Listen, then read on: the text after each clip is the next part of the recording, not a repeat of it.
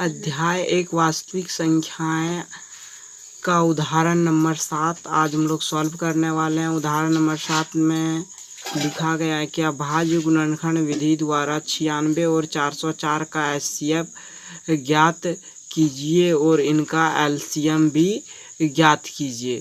तो अभाज्य गुणनखंड के रूप में 96 और 404 को पहले लिख लेते हैं, तब उन्हीं अभाज्य गुणनखंड के विधि के द्वारा ही हम लोग एचसीएफ और एलसीएम निकालेंगे। तो चलिए सबसे पहले हम लोग 96 को लिखते हैं अभाज्य गुणनखंड के रूप में। तो क्या प्राप्त होगा हमें, 2 से भाग लग जाएगा ये, फिर 2 से लग जाएगा ये, फिर 2 से लग जाएगा ये, फिर 2 से लगेगा, 6 होगा यहाँ,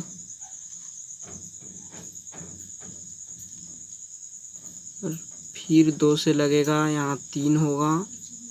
3 का अभाज्य गुणनखंड कितना होगा 96 का, 2 पर पावर कितना, 2 पर घात कितना, 1 गो 2 गो 3 गो 4 गो 5 गो, 2 पर घात कितना होगा 5 और 3 पर घात 1। तो इसका अभाज्य गुणनखंड कितना आया, 2 पर घात 5 गुने 3 पर घात 1। अब हम लोग 404 का अभाज्य गुणनखंड के रूप में व्यक्त करते हैं 404 को। तो 404 को अभाज्य गुणनखंड के रूप में व्यक्त करेंगे तो ये होगा 202 प्राप्त होगा, और फिर 2 से लगेगा ये तो हो जाएगा 101 प्राप्त होगा। 3 का 404 का क्या हो गया अभाज्य गुणनखंड, 2 पर घात 2 गुने 101 पर घात कितना 1।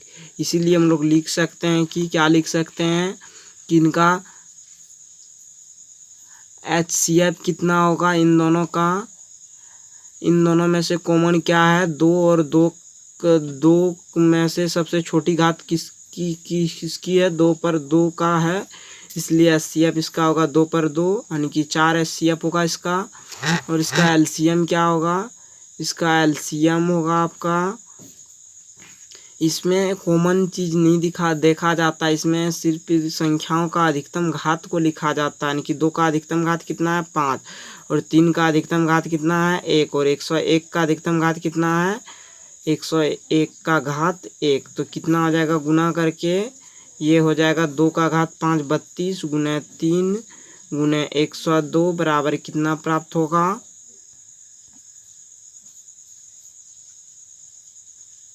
इतना प्राप्त होगा।